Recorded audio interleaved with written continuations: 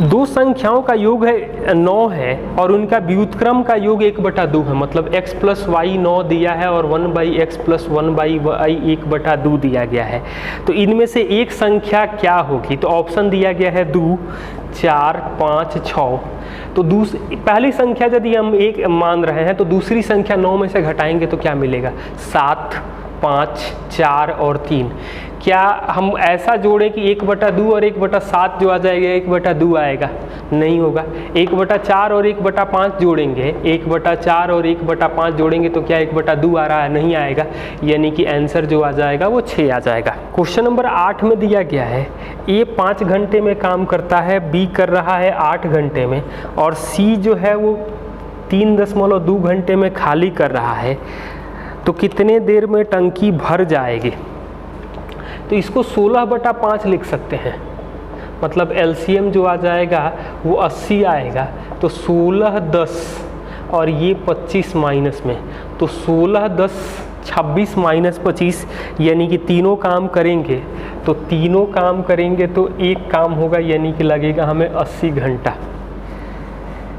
X भर रहा है 30 घंटे में, वाई भर रहा है 20 घंटे में।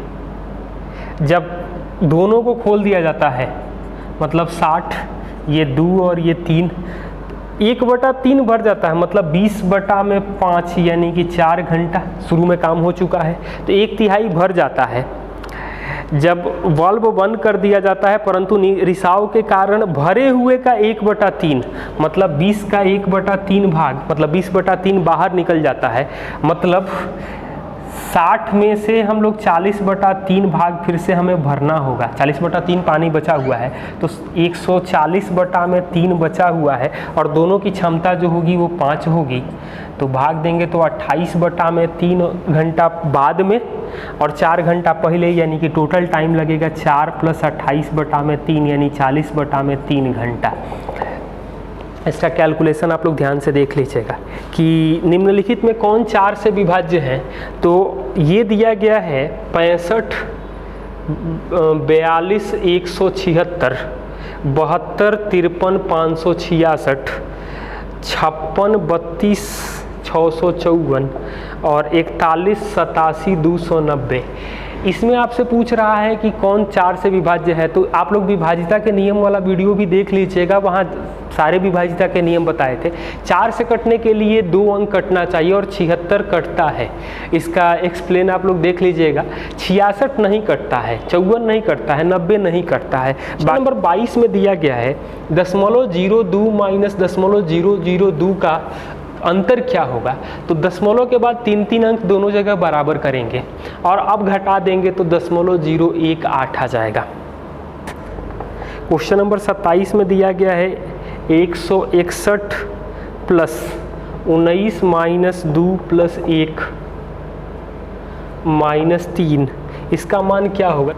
161, 17, 1 18, 3 घटेगा तो ये 17 आएगा, 1 माइनस 3 यानी कि ये तो 15 आ जाएगा। 161 और 15 जोड़ देंगे तो हमें 176 मिल जाएगा। अगला सवाल दिया गया है क्वेश्चन नंबर 30। ए में 30% है, आप लोग फिगर देख लीजिएगा।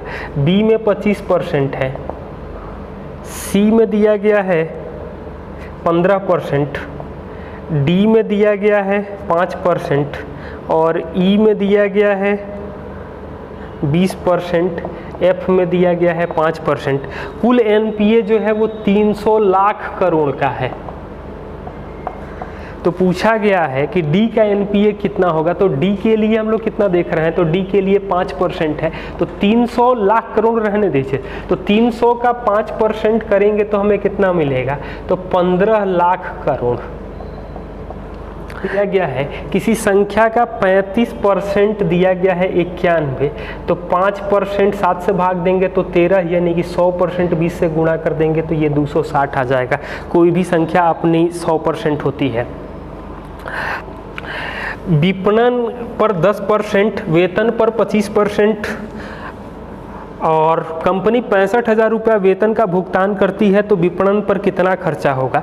तो 65% वेतन पर खर्चा हो रहा है 65,000, तो 10% कितना होगा। तो 65 से 65 कटेगा, मतलब 1% आ रहा है 1,000, तो 10% आ जाएगा हमें 10,000। ये क्वेश्चन क्या दिया गया है 39 नंबर। शांत जल में नाव अपने गंतव्य तक पहुंचने और वापस आने में 15 घंटा लगता है। उसी यात्रा के लिए नदी के प्रवाह होने पर 16 घंटा लगता। नाव और धारा की गति का अंतर 15 है, तो नदी के प्रवाह मतलब धारा की गति क्या है। तो धारा की गति जो दिया गया है उसका ऑप्शन है 10, 6, 4, 5, यानी कि नाव की चाल जो होगी 15 ज़्यादा होगी, मतलब 25, 21, 19 और 20। अब ऑप्शन से चेक करें। धारा नहीं होता तो जाने आने में 15 घंटा लगता, मतलब 15 गुणे 20 मतलब 300, मतलब कि 150 जाना और 150 आना। सपोज कि आप किसी ऑप्शन से बारी बारी ट्राई कर लीजिए। यदि धारा होता मतलब 150 धारा की दिशा में जाता तो 25 और धारा के विपरीत जाता तो 15, यानी कि यहाँ 6 घंटा, यहाँ 10 घंटा, टोटल 16 घंटा लगना चाहिए। तो केवल एक इसी ऑप्शन में है, तो यहाँ से लिख सकते हैं धारा की चाल ये है। अगला क्वेश्चन दिया गया है question number 40। Sine phi minus cos phi दिया गया है 0, मतलब फाई का वैल्यू तो 45 डिग्री आ जाएगा, दोनों बराबर होता है। Sine power 4 phi plus cos power 4 phi plus tan square phi, तो ये आ जाएगा 1/4, 1/4 और 1, यानी कि 3/2 आ जाएगा। क्वेश्चन नंबर 43 कि ये एंगल क्या होगा।